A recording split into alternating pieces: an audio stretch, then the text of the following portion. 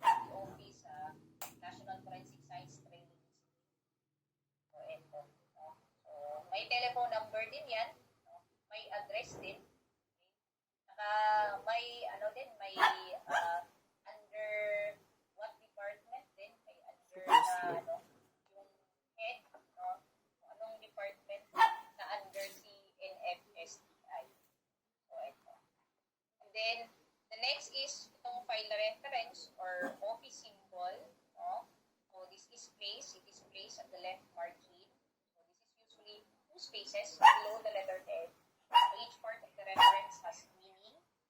So, file references are also used as identifying information on the second and subsequent pages. Ito na-mention ko last time, no, during our discussion kung sa parts of the letter.